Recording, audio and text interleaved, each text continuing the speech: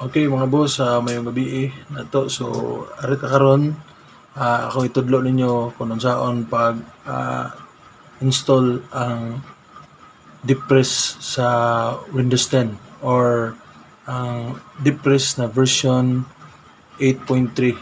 Okay? So una atong buhaton, ari ta sa tong folder.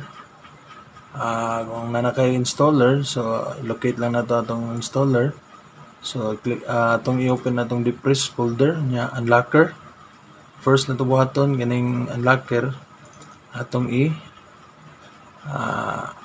run. So next. Okay, so nana magugoy na kuan, nana magugoy na install ani. So ato lang gyapon i kuan. Ato lang gyapon i-go. So next, install. So okay, finish. So next lang nimo. So next na tong buhaton, open na tong deep press. Kung ano to open sa deep press sa nga nakabutang sarar, atong i-click ni ang folder. So ato ni siyang extract to desktop. So kani i-highlight aning kuan, select highlight aning tulo, kaning deep press, keygen ug patch. So after that extract na to into desktop nya click okay. So since nga naa naman ko aning tulo na dinhi, so ato na lang ipadayon Okay, after ana nga ato nang mabutang diri sa desktop, so atong first na tubuhaton, ato sad i-disable ang ato ang real-time protection. Ay ang antivirus din sa ato ang Windows 10. Okay, update security. Or kung namoy mga antivirus, i-on sa ninyo, i-disable sa ninyo. Okay, so turn off na to. Manage settings. So naka-turn off na. So after ani, pwede na din nato i-click ng kaning depress na to. Okay, so after ni magawas na ni, click next, nya accept, next, nya open tani ang keygen. Okay, so i-click ning arrow na adre sa kilid. Nya second to the last kaning version 8 depress standard version 8.x. So muna itong i-kuan, click nya kuhaon na to ang kaning serial number niya or product key niya. So right click, copy, and then i-paste na to din sa depressed box, license key box. So okay, so after ma-check, next, click ang next niya. Ang drive C automatic niya siya naka frozen na. So ang galing drive din na to atong i-toad kay wa man nilabot. Okay, so click next, install.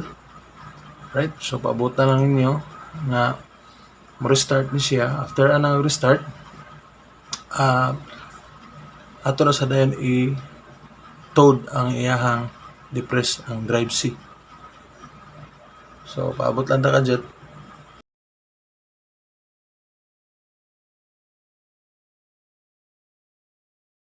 Okay, so nana.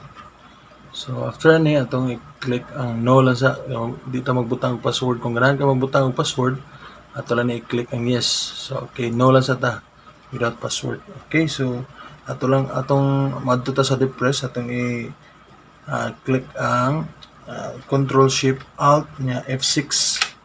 Okay, so enter kay wala pa man tay password. Kung may password, let's i-type lang niya inyong password dito. So bootload unya apply and reboot.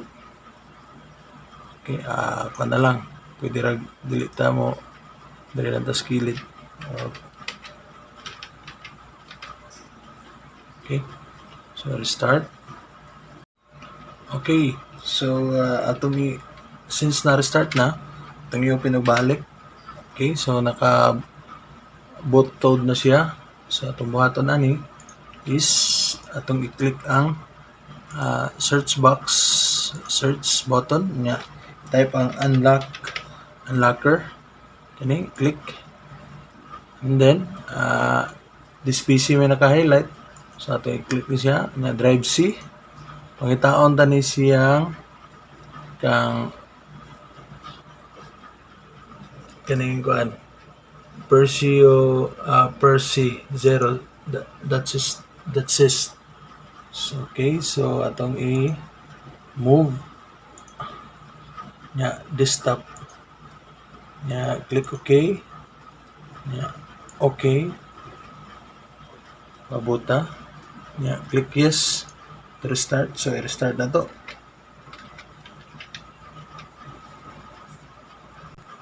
Alright, so nakuha na, restart na. So as you can see, katong sa drive C ganiya nga atong gigamitan og unlocker. So mo ni siya karon gigawas na siya, move to desktop na siya. Naka-move na siya. So atong buhaton ani karon is ato siyang i-cut. Control X nya Windows plus E to open the file explorer nya drive C. Nya atong i-paste din paste na to. Okay. So after ani ma-paste na to, ato siyang i-copy na to pud balik. Dili cut ha, copy lang. I-paste. Okay na sis ubos.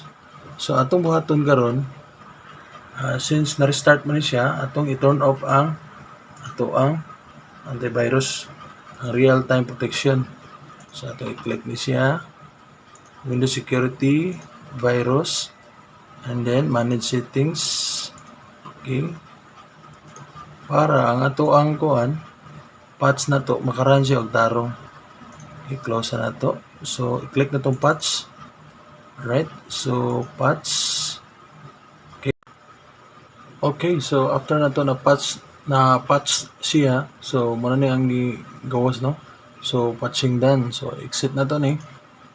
After na, okay, try na to og ato sa din siyang i-copy dito sa folder sa drive C.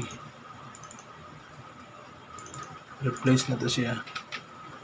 Alright. Okay. So after na atong i-try og open. Okay, so wala pa. So atong i-restart. Restart siya na to. Okay. Alright, after na to na restart, so atong gi-open ang ato ang depress. So i-check na to, double check is tanawa. Okay na. So yun na lang simple, no? So activated na ato ang depress na to. Alright.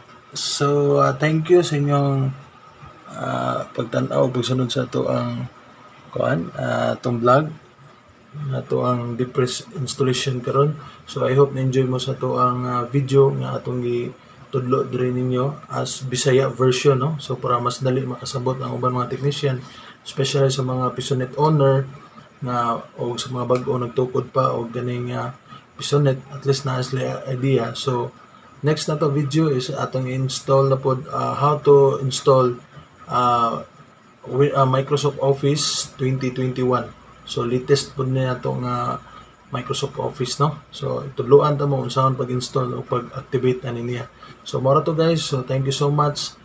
I hope na-enjoy mo sa ato ang tutorial karon sa Depress, how to install Depress para magamit ninyo sa Windows 10. Kadaghang kayo mga owners sa Pisonet owners karon nga wala sila Depress. Ang ilang gigamit is lahi nga gatong competitor ani nga software pod. Okay, so thank you so much ninyong tanan og I hope na enjoy mo sa atong vlog karon. Thank you, bye bye.